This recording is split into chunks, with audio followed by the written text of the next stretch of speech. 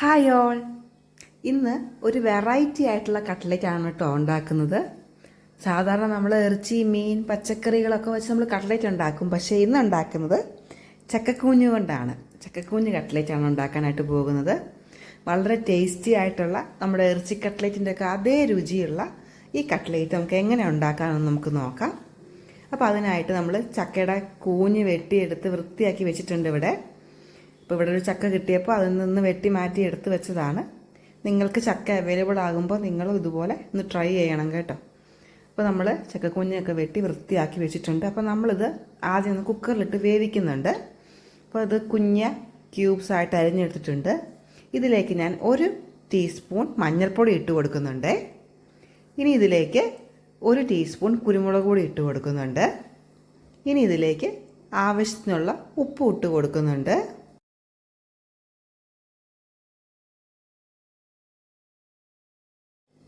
സാധാരണ നമ്മൾ ചക്കക്കൂഞ്ഞ് കൊണ്ട് നമ്മൾ ഇറച്ചിക്കറി പോലൊക്കെ വെക്കും. അപ്പോൾ ഒരു ഇറച്ചിക്കറി ഉണ്ടാക്കുന്ന അതേ പാറ്റേണിൽ തന്നെയാണ് കേട്ടോ ഞാൻ ഈ കട്ട്ലേറ്റ് ഉണ്ടാക്കാനായിട്ട് ഉദ്ദേശിക്കുന്നത്.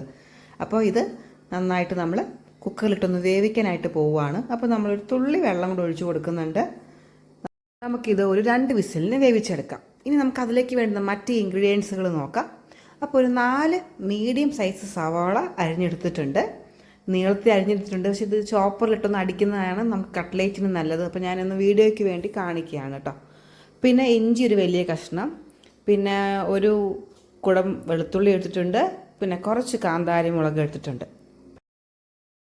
ഇതാ നമ്മൾ മറ്റ് ഇൻഗ്രീഡിയൻസ് ശരിയാക്കിയ നേരം കൊണ്ട് നമുക്ക് 2 വിസിലിൽ നമ്മുടെ ചക്കക്കൂഞ്ഞ് വെന്ത് വന്നിട്ടുണ്ട്. അപ്പം നമ്മളതിനെ ഒന്ന് മിക്സിയിലിട്ടൊന്ന് ക്രഷ് ചെയ്തെടുക്കുകയാണ് കേട്ടോ. നമ്മളതിനെ ഒന്ന് പേസ്റ്റ് ആക്കുന്നില്ല, ഒന്ന് ക്രഷ് ചെയ്ത് എടുക്കുന്നതാണ് ഇപ്പോൾ ഇവിടെ കാണിച്ചിരിക്കുന്നത്. ഇനി നമ്മൾ മറ്റ് ഇൻഗ്രീഡിയൻസും കൂടെ കാണിക്കാം. സവോള ചോപ്പറിലിട്ട് പൊടിച്ചിട്ടുണ്ട്. ഇഞ്ചി, വെളുത്തുള്ളി, കാന്താരി ഇതെല്ലാം ചോപ്പറിലിട്ടങ്ങ് പൊടിച്ചിരിക്കുകയാണ് കേട്ടോ. അപ്പോൾ ഞാനൊരു പ്രത്യേക രീതിയിൽ അത് ഉണ്ടാക്കിയെടുക്കുന്നത്, ഞാനിതൊന്നും വാട്ടുന്നില്ല, എല്ലാം അങ്ങ് പൊടിയായിട്ടങ്ങ് ചേർക്കുകയാണ്. അതുപോലെ തന്നെ 2 കിഴങ്ങ് പുഴുങ്ങി ഉടച്ച് വെച്ചിരിക്കുന്നതാണ് ഈ കാണിക്കുന്നത്. അപ്പോൾ നമ്മളെല്ലാം തയ്യാറാക്കി സെറ്റാക്കി വെച്ചിട്ടുണ്ട്.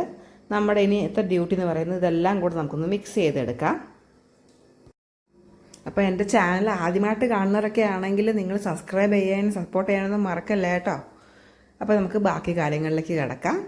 അപ്പോൾ ഉടച്ച് വെച്ചിരിക്കുന്ന കിഴങ്ങിലേക്ക് പൊടിച്ച് വെച്ചിരിക്കുന്ന സവോള, ഇഞ്ചി, വെളുത്തുള്ളി, കാന്താരി, അതുപോലെ തന്നെ ക്രഷ് ചെയ്ത് വെച്ചിരിക്കുന്ന ചക്കക്കൂഞ്ഞ് ഇതെല്ലാം കൂടി ഇട്ട് കൊടുക്കുകയാണ് കേട്ടോ. നമുക്കിതിലേക്ക് ഇനി മറ്റ് പൊടികളൊക്കെ ആഡ് ചെയ്യാം. ഇതിലേക്ക് 1 ടീസ്പൂൺ മുളക് പൊടി ഇട്ട് കൊടുക്കുന്നുണ്ട്. ഇനി 1 ടീസ്പൂൺ കുരുമുളക് പൊടിയും കൂടി ഇട്ട് കൊടുക്കുന്നുണ്ട്. നമ്മൾ നേരത്തെ കുക്കറിൽ വേവിക്കുമ്പോൾ നമ്മൾ 1 ടീസ്പൂൺ കുരുമുളക് പൊടി ഇട്ടിട്ടുണ്ടായിരുന്നു. നമുക്ക് അത് ഒന്നും കൂടെ ഇടുന്നുണ്ട്. പിന്നെ നമുക്ക് ഓൾറെഡി മഞ്ഞൾപ്പൊടി ഇട്ടിട്ടുണ്ട്, അതുകൊണ്ട് മഞ്ഞൾപ്പൊടി ഇടുന്നില്ല. ഇനി ഇതിലേക്ക് 1 ടീസ്പൂൺ ഗരം മസാല ഇടുന്നുണ്ട്, പാകത്തിനുള്ള ഉപ്പ് ഇടുന്നുണ്ട്. ഇനി ഇതെല്ലാം കൂടെ നന്നായിട്ട് കുഴച്ചെടുക്കുകയാണ് കേട്ടോ.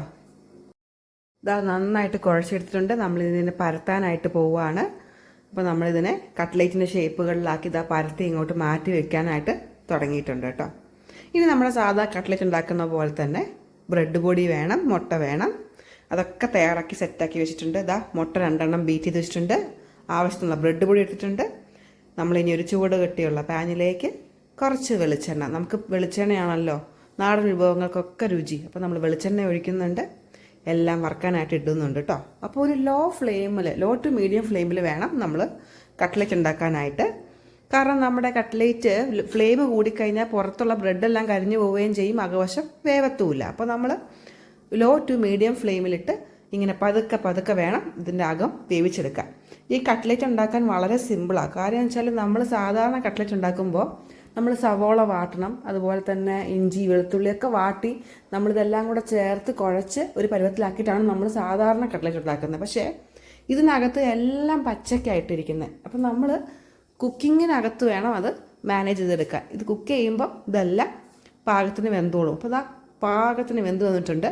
നല്ല പുറമേ നല്ല ക്രിസ്പിയും അകമേ നല്ല സോഫ്റ്റുമായിട്ട് അകമെല്ലാം നല്ല പോലെ വെന്തിരിക്കുന്ന കട്ട്ലേറ്റാണ്. രുചിയുടെ കാര്യത്തിലാണെങ്കിലോ ഇറച്ചി കട്ട്ലേറ്റിനെ തോൽപ്പിക്കുകയും ചെയ്യും. അപ്പോൾ നിങ്ങളെല്ലാവരും വീട്ടിൽ ട്രൈ ചെയ്യണം, സബ്സ്ക്രൈബ് ചെയ്യുകയും സപ്പോർട്ട് ചെയ്യുകയൊക്കെ വേണം കേട്ടോ. ബൈ.